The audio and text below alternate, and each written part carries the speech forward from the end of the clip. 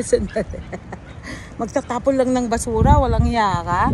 Gamit namin yung aking, you know, using my wheelchair. And of course, yung kariton nila, kaso ayaw nila doon. Nag-away kasi sila, nagdinugo ito nung isang araw, kaya hindi na sila pwedeng magsama. So, when I have to take them out, it has to be one by one. Okay, tara na. Tara na, baby ko. Let's go. Face doon. Face doon.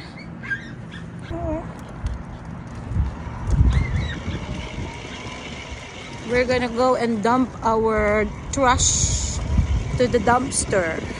My other dog is actually crying because they cannot be together anymore. Otherwise, they're just gonna kill each other. The other one, there was already a bloodbath between both of them. Between the two of them, really. So they cannot be together anymore. Ever. So, kinukulong ko yung isa. Ayun, vice versa. I have to put the one, you know, each of them inside the pen, pet pen, and then after that, switch, and then the other one naman. Kaya ito. Uy.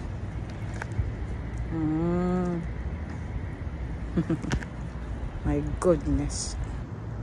Yan, magtapon muna tayo.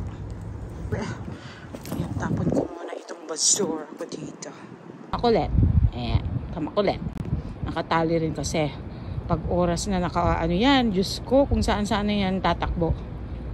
I don't trust her. Tapon muna ng basura. Okay, docs.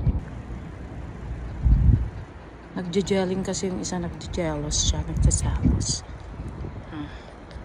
Kaya pa isa-isa na lang, ha? Okay. Kawawa naman. Hindi kayo magsabay. Hindi ko kayo pwedeng pagsabayan, kaya isa nakakulong, tapos yung isa nasa labas. Pag ikaw naman ang nasa labas, isa nakakulong. Kung yun naman nasa labas, ikaw nakakulong. Ganun lang yun. Ganun. Ay? Oh, baby. Oh, baby. Kawawa ka naman. Kawawa. Kawawa, baby.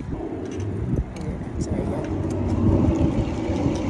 Tapos na yung pagtatapa ng basura. Joyride na. Joyride na kami ng baby ko. Joyride. Oh, dear. Joyride. Joyride ng baby ko.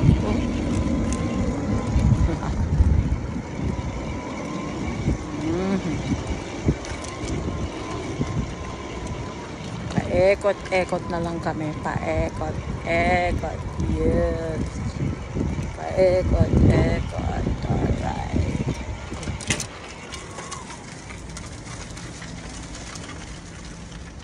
Oof.